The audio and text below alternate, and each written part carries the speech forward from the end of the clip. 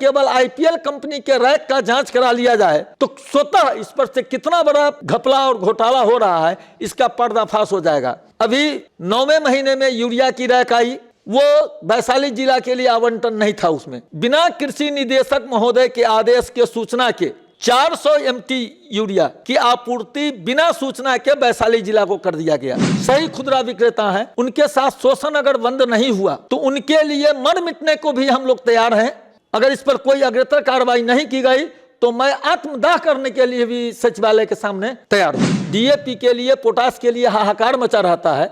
उस समय DAP distribute नहीं करके होलसेलरों के बीच और उसको गोदाम में ले जाया जाता है और पैसा लेकर अपने चहेते थोक विक्रेताओं को पीछे से दे दिया जाता है। और कोई भी खुदरा विक्रेता ऐसा नहीं है, कुछ को छोड़कर, जो भय के साये में व्यापार करने में मजबूर है और किसी समय उसके साथ कोई भी दुर्घटना घट सकती है। सरकार के सब्सिडी का खुल्ला दुरुपयोग यहाँ के IPL के क्षेत्रीय पदाधिकारी द्वारा किया जा रहा है और इसको देखने वाला कोई नहीं है।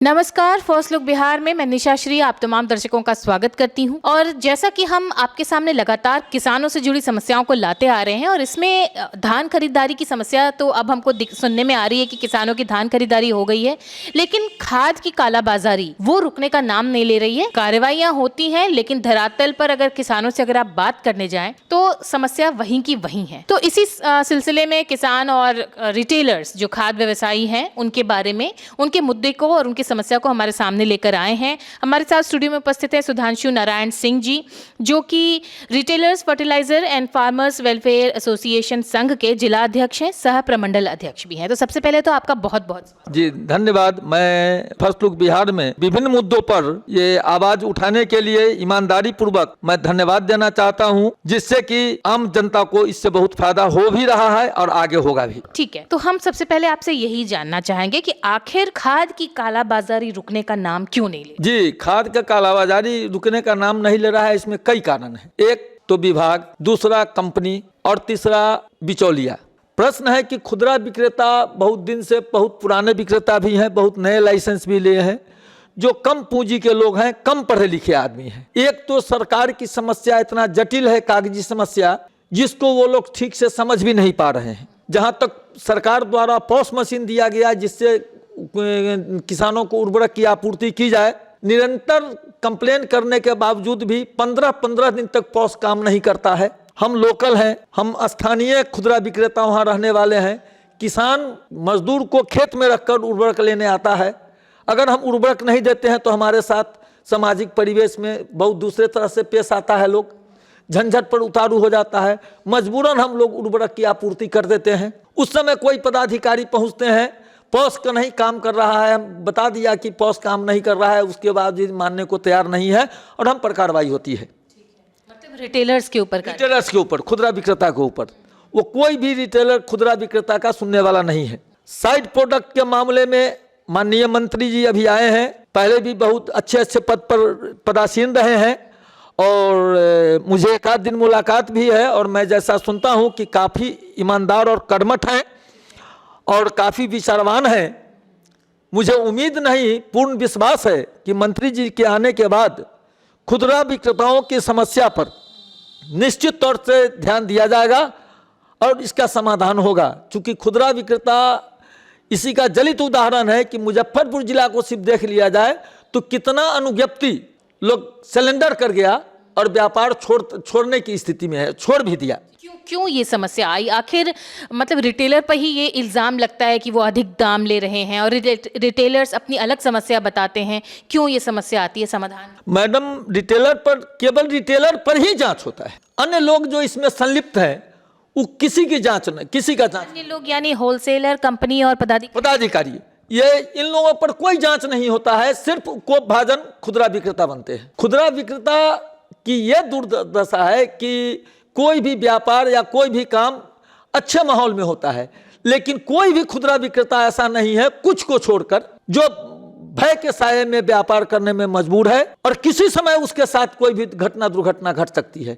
इसमें कई खुदरा विक्रेता का हार्ट फेल कर गया डर से, कितने माने तरह तरह की दुर्घटना घटना हो चुकी है। कंपनियों से क्या दिक्कत होती है? कंपनियों के ऊपर रिटेलर्स की बड़ी शिकायत आती है, कंपनियों से क्या? मैडम, कंपनी की तो यही स्थिति है जो आपके चैनल द्वारा भी कहीं से पता हुआ तो आपने निकाला था कि कछुए की चाल में कृषि विभाग, हमने आज से 2 महीना पहले प्रधानमंत्री, माननीय प्रधानमंत्री महोदय को, भारत सरकार, कृषि मंत्री भारत सरकार, सचिव भारत सरकार, माननीय मंत्री कृषि मंत्री बिहार सरकार, सचिव बिहार सरकार और कृषि निदेशक बिहार को और आईपीएल कंपनी को मैंने पत्र लिखकर सूचित किया था कि क्या आरोप और प्रत्यारोप है, जिसकी जांच जिला कृषि पदाधिकारी द्वारा कराने की बात कही गई, आदेश भी किया गया।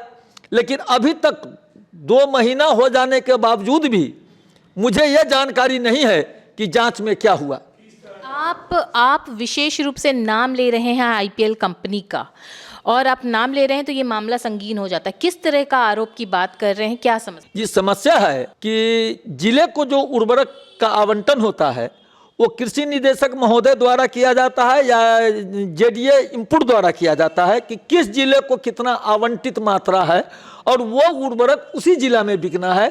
कृषि निदेशक महोदय को छोड़कर या जेडीए इनपुट को छोड़कर किसी को डाइवर्ट करने का अधिकार प्राप्त नहीं है। लेकिन मैं कहना चाहता हूं मैडम कि माननीय मंत्री जी बहुत ही विवेकशील और बहुत ईमानदार कर्मठ हैं।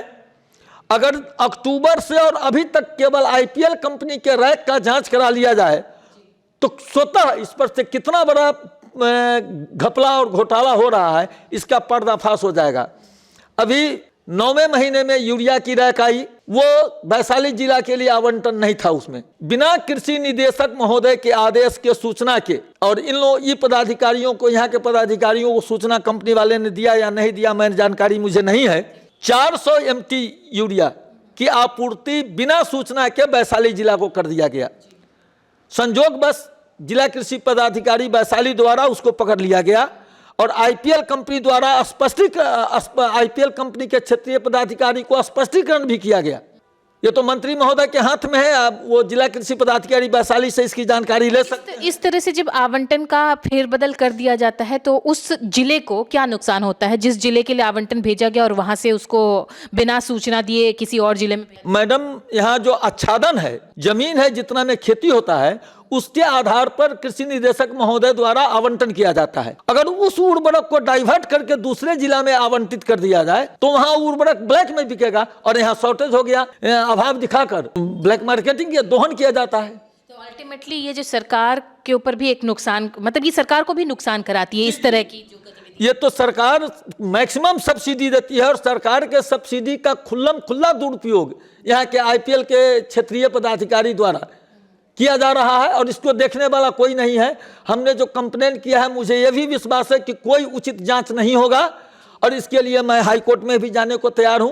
केंद्रीय टीम गठित है प्रधानमंत्री के यहाँ से, वो भी आ रहे हैं जांच के लिए, स्टेट से भी। आप कह रहे हैं कि आईपीएल टीम की कंपनी जिसको कि वैशाली के ही पदाधिकारी ने पकड़ लिया, उसके बावजूद उस कंपनी के ऊपर कोई कार्रवाई नहीं हुई है? जी, अब ये तो जिला कृषि पदाधिकारी वैशाली बता सकते हैं या मुजफ्फरपुर ही कि किस परिस्थिति में यहाँ से कन्वर्ट हुआ, इनको जानकारी है कि नहीं।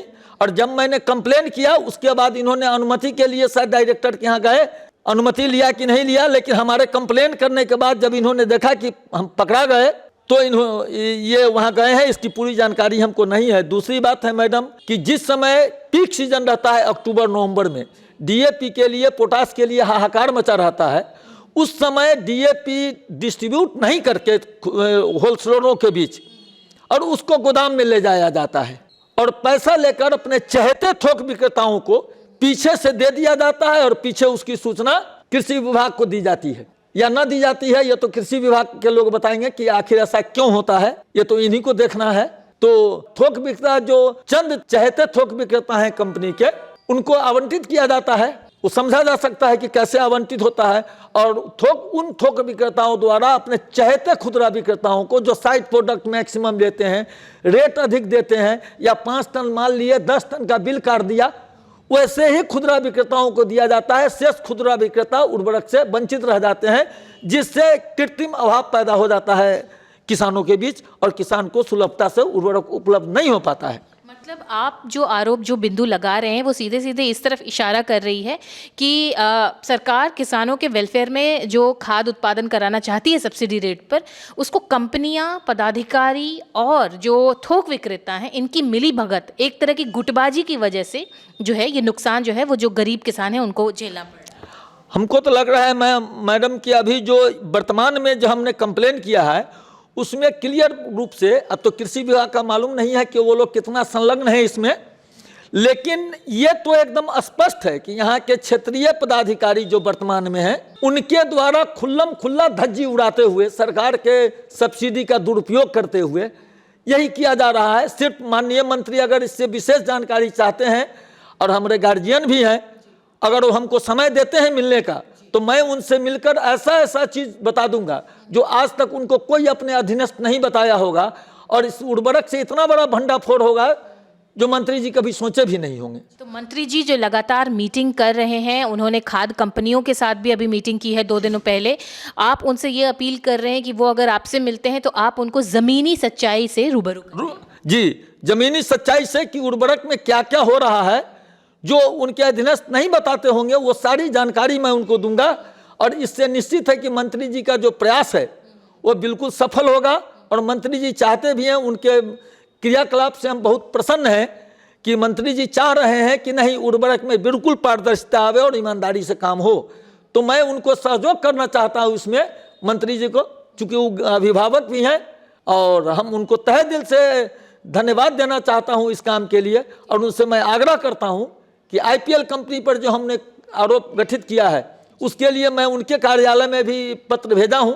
जी, आप आरोप गठित नहीं करें, आप आरोप लगा रहे हैं। जी, हम आरोप जो लगाए हैं, अभी तक उनके द्वारा कोई आदेश नहीं किया गया, चूंकि बीच में मंत्री जी बदल गए थे, तो मैं उससे विनम्र आग्रह है कि हमारे पत्र पर अविलंब संज्ञान लेते हुए विशेष टीम से उसकी जांच कराई जाए। स्वतः पर्दाफाश हो जाएगा कि कितना बड़ा रैकेट चल रहा है। जो गलती उन्होंने किया है उसको पकड़कर मैंने सबसे आग्रह किया है पत्र के माध्यम से कि इसकी जांच कराकर उचित न्याय दिया जाए, ताकि भविष्य में ऐसी गलती ना हो सके। तो ये तमाम बातें हैं, ये अपील है इनकी सुधांशु नारायण सिंह जी की, कि ये किस तरह से जो ज़मीनी हकीकत है उससे परिचय कराना चाहते हैं मंत्री जी का, और वो बताएंगे कि किस तरह से उनका जो मुहिम है, जो वो लगातार मीटिंग कर रहे हैं, उसमें इनके सहयोग से वो कंपनियों का भी भांडा फोड़ सकते हैं।